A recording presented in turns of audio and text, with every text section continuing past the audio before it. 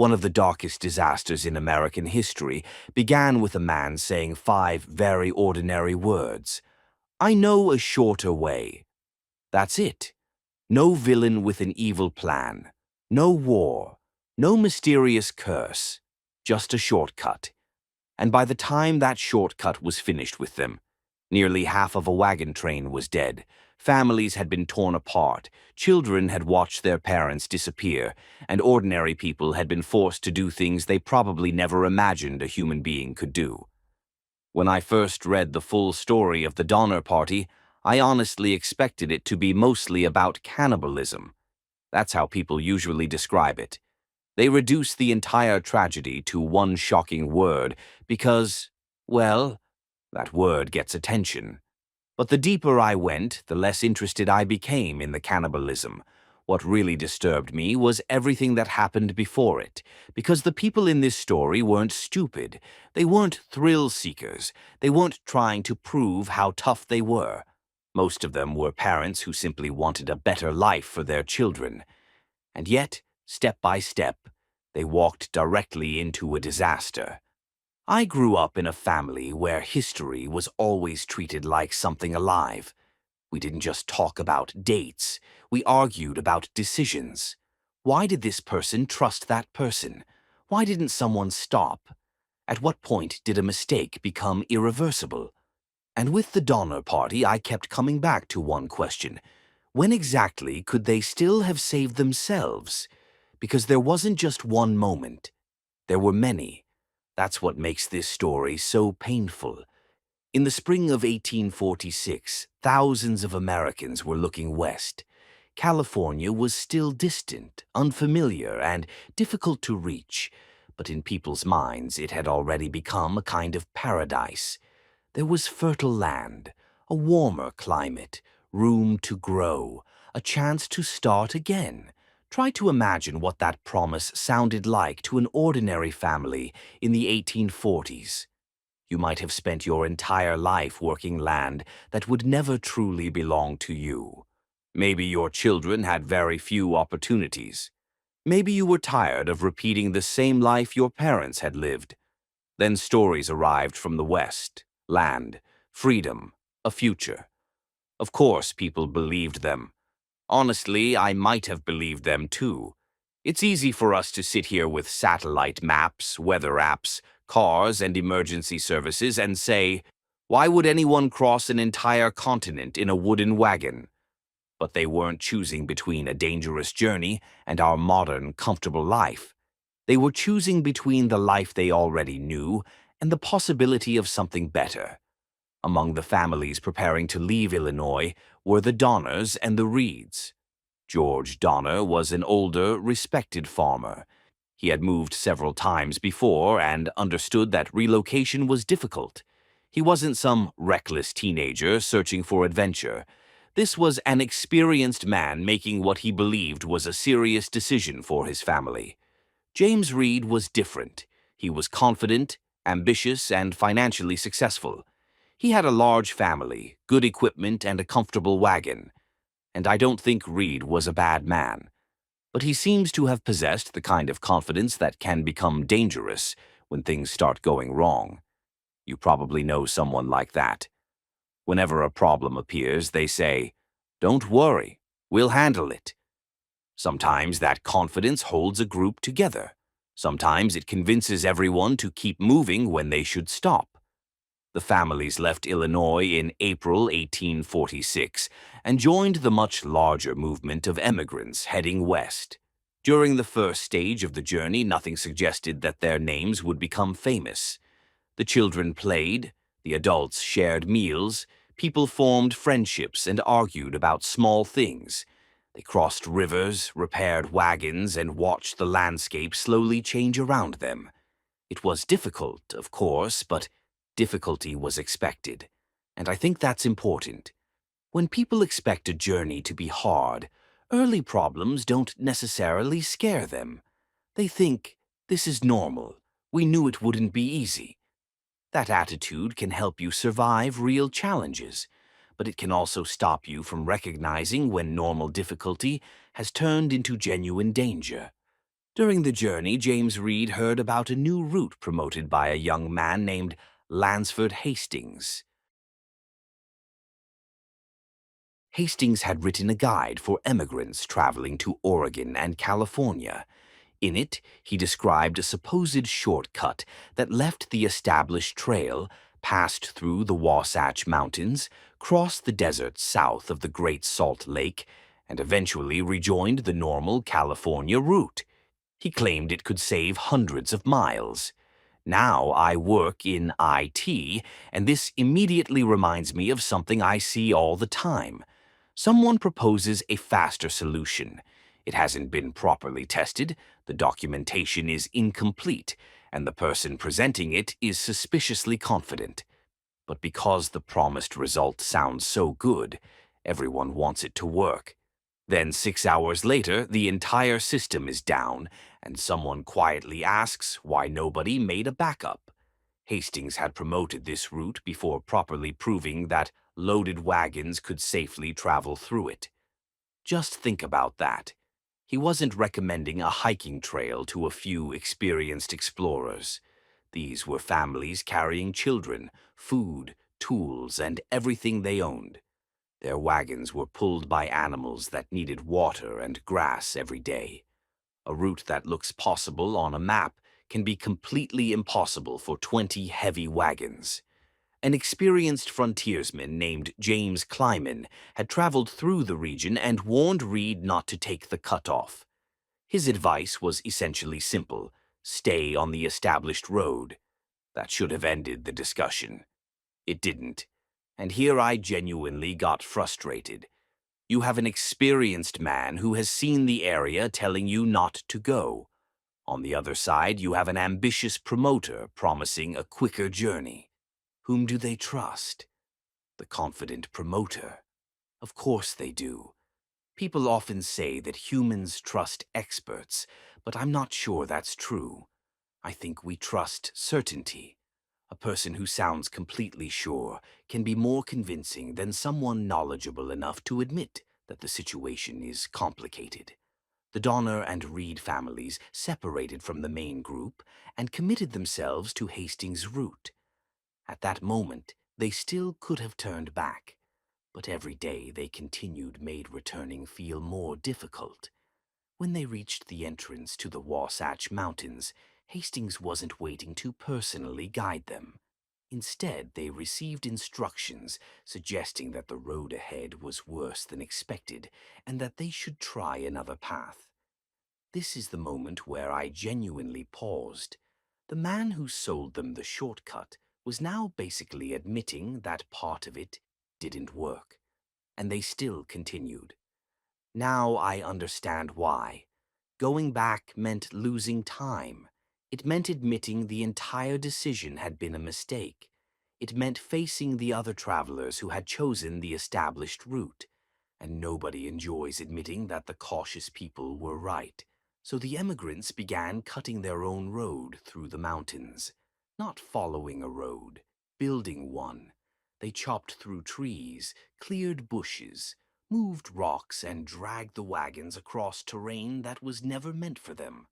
Some days, after working from morning until evening, they advanced only a tiny distance. Imagine the exhaustion. You wake up already tired, spend the entire day swinging an axe, pushing wheels, and calming frightened animals, and at sunset you can practically still see the place where you started. At what point do you admit the shortcut is no longer a shortcut? 1 day? 3 days? A week? The problem is that each day of work became another reason to continue. We've already done so much. We must be close. It would be foolish to waste all this effort by turning around. We now call that the sunk cost fallacy. But you don't need a psychology degree to recognize it. We've all done it. We stay in bad situations because leaving would force us to admit that everything we already invested was lost. The emigrants eventually escaped the mountains, but the delays had cost them valuable time. Then they reached the Great Salt Lake Desert. Hastings had badly underestimated the crossing. The families prepared for a journey they believed would last only a couple of days. Instead, they faced an enormous stretch of dry, exposed land with almost no water or food for the animals. During the day, the heat attacked them from above and reflected back from the ground. At night, temperatures dropped. The wagons became stuck. People abandoned possessions they had carried for thousands of miles. Think about how desperate that must have felt. These weren't random objects. They were pieces of their former lives. Furniture, clothing, tools, books, things they had imagined placing inside their new homes in California. Now they were throwing them into the desert just to keep moving. James Reed lost most of his oxen after the thirsty animals stampeded into the darkness. He had started the journey with one of the best-equipped families in the company. Now much of that advantage was gone, and this is when the emotional structure of the group began to collapse. It wasn't one big dramatic breakdown.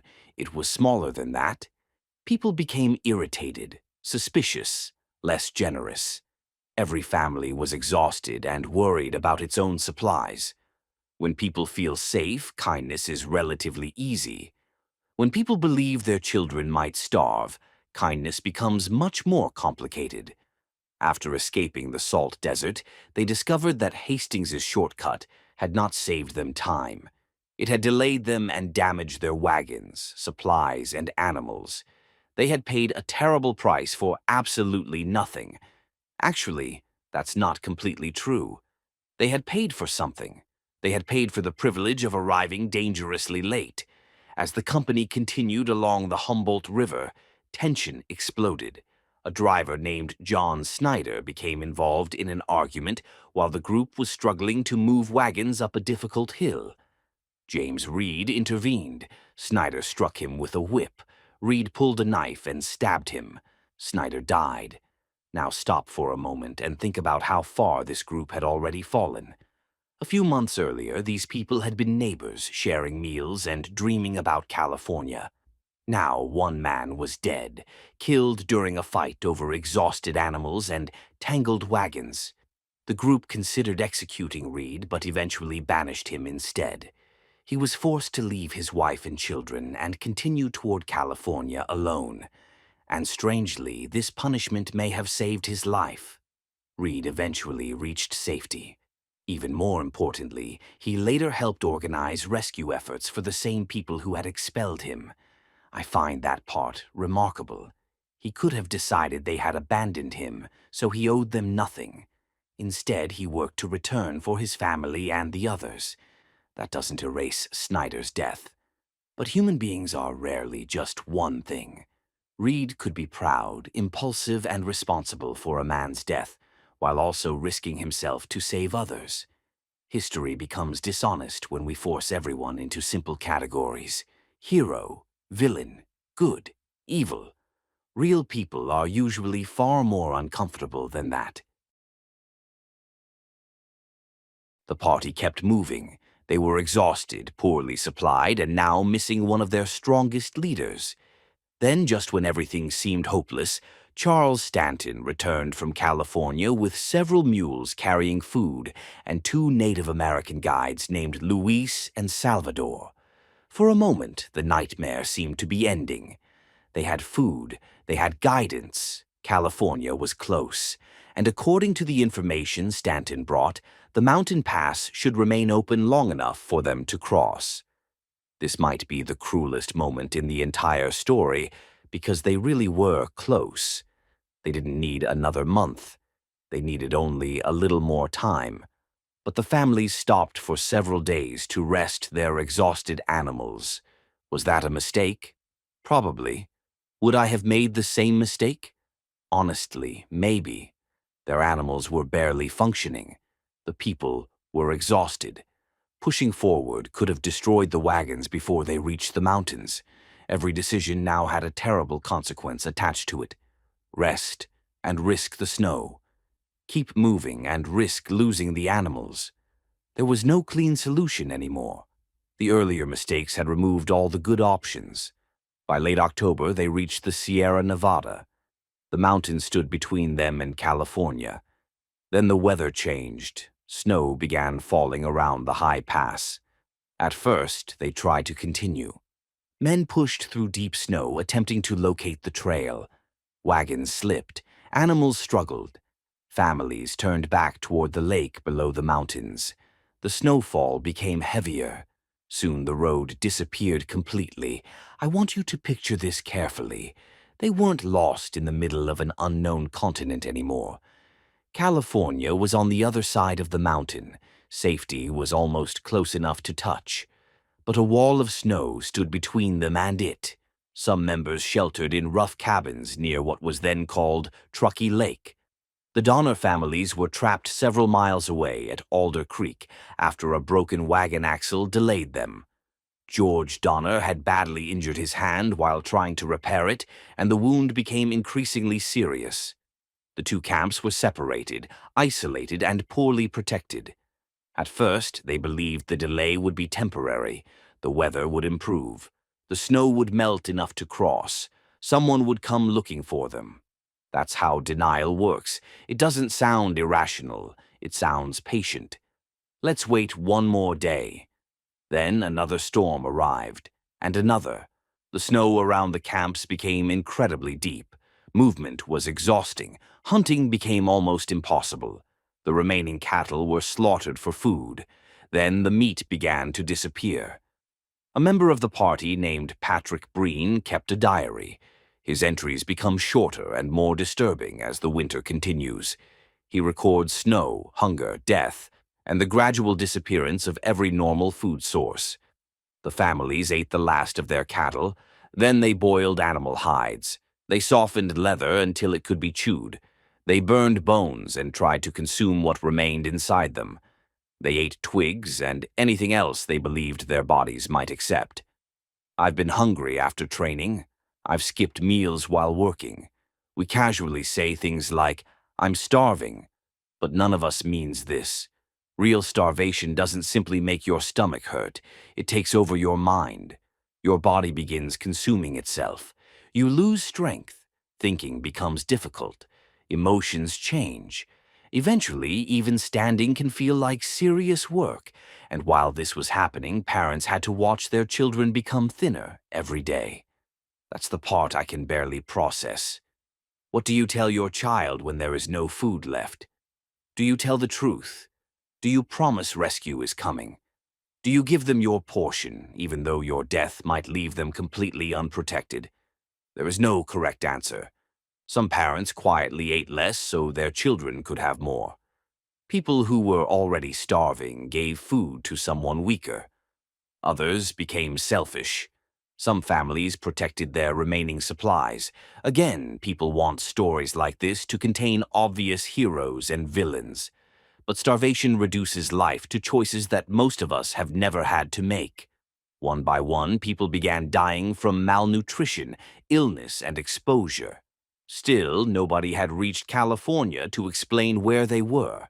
Eventually, a group of 15 of the strongest remaining emigrants decided to cross the mountains on improvised snowshoes and search for help.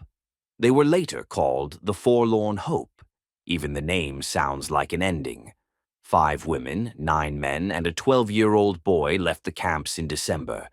They carried only a small amount of food because there was almost nothing left to carry. They knew the journey might kill them, but staying at the lake would probably kill them too. Imagine being one of the parents watching that group disappear into the snow. They were the camp's best hope of rescue, but they were also friends, relatives, and some of the strongest people remaining. If they failed, the camps would lose both their rescuers and their most capable survivors. The group climbed through enormous snowdrifts. Their handmade snowshoes prevented them from sinking completely, but every step still required effort. Soon their food was gone. Charles Stanton became too weak to continue. He told the others to leave him behind. He was last seen sitting alone in the snow. That image has stayed with me.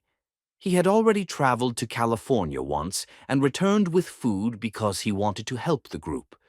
He could have remained safe. Instead, he went back for them. And now he was sitting beneath the trees, too exhausted to walk, watching the others disappear. The remaining travelers became lost. A storm buried them. They went for days without food. Some suggested drawing lots and sacrificing one member so the others could survive. They prepared the lottery. Then, when the moment came, nobody could bring themselves to kill the person selected. That detail matters to me, because even at the edge of death, the moral boundary still existed. They understood what survival might require, but understanding it and deliberately murdering someone were not the same thing. Eventually, several members died naturally from starvation and exposure. The survivors then made the decision the Donner Party would become infamous for.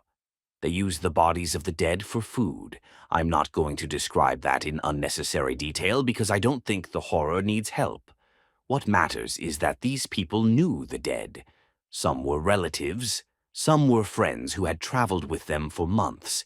They tried to avoid consuming members of their own families. Imagine needing to create rules for something like that. And here's where I become uncomfortable with the way this story is usually told.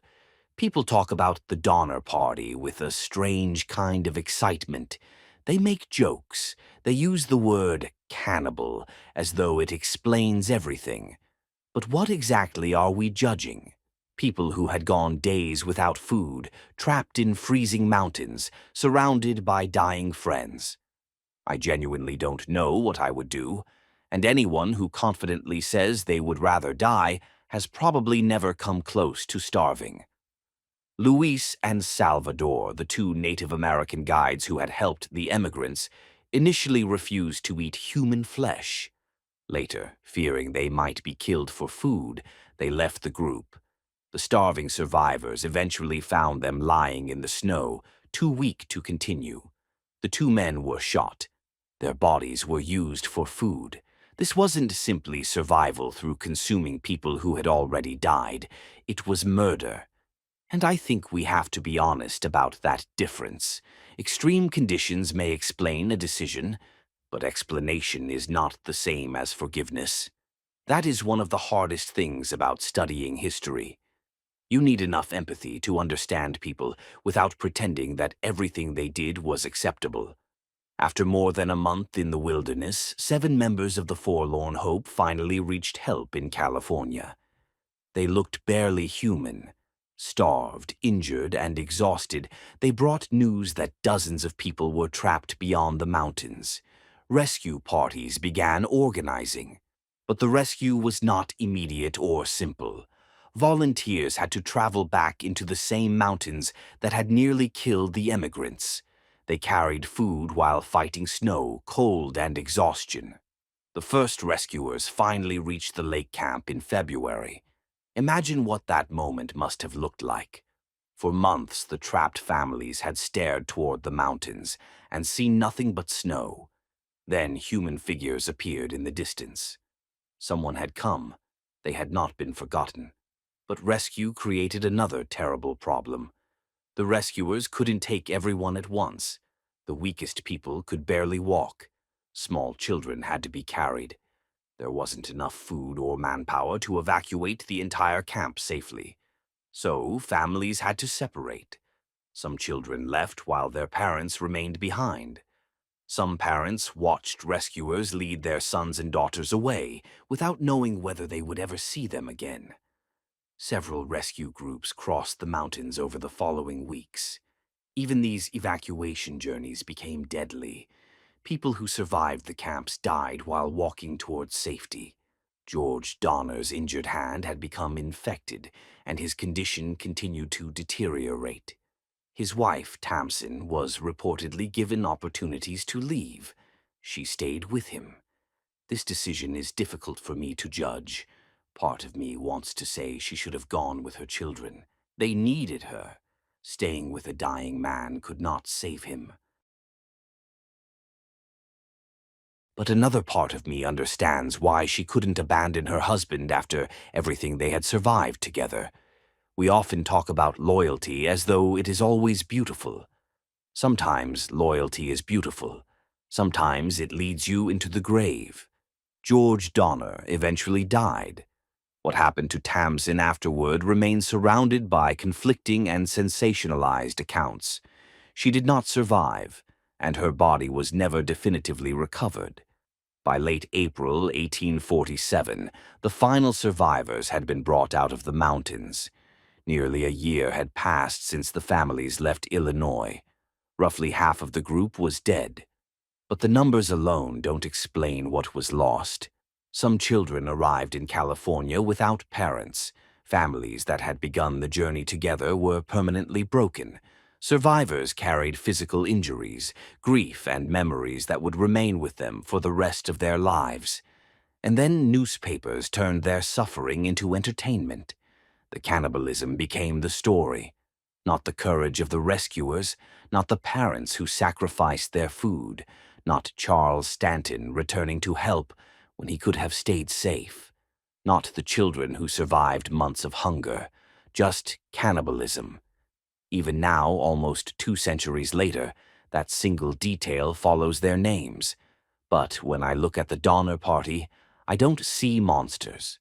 I see a chain of decisions. They started late. They trusted an untested route. They ignored an experienced warning. They refused to turn around after investing time. They lost animals and supplies. Stress divided the group. Then nature closed the final door. No single decision guaranteed the disaster. That's what I find so frightening. If Hastings had guided them properly, maybe they would have survived. If the desert crossing had been faster, maybe they would have reached the mountains earlier. If they had rested 1 day less, perhaps the pass would still have been open. If the first snowstorm had arrived a week later, their names might mean nothing to us today. The distance between ordinary life and catastrophe was not enormous. It was a collection of small delays, a few bad assumptions, a little too much confidence, and one shortcut. People often describe history as though disasters are obvious while they are happening. Looking back, we can see every warning sign lined up neatly, but the people living through it never see the entire chain. They see only the next decision. Do we go forward today? Do we rest the animals? Do we trust this guide? Do we wait for better weather? Each choice seems manageable on its own. Then one morning you look around and realize all the good options disappeared several weeks ago. That is what this story taught me. The most dangerous decision isn't always the obviously reckless one. Sometimes it's the reasonable decision that makes the next bad decision easier, and then the next, and then the next. Years later, survivor Virginia Reed reportedly offered simple advice to anyone planning to travel west. Never take shortcuts and move as quickly as possible. It sounds almost too simple after everything they endured, but maybe that's the point. The Donner Party wasn't destroyed by a supernatural force or an impossible mystery. They were destroyed by human hope, human pride, bad information, and terrible timing. Things all of us still deal with today. So whenever I hear someone confidently say, "I know a quicker way," part of me thinks about those wagons disappearing from the established trail. And I wonder how many disasters begin exactly like that. Not with a warning, not with fear, but with someone smiling and promising that everything is about to become easier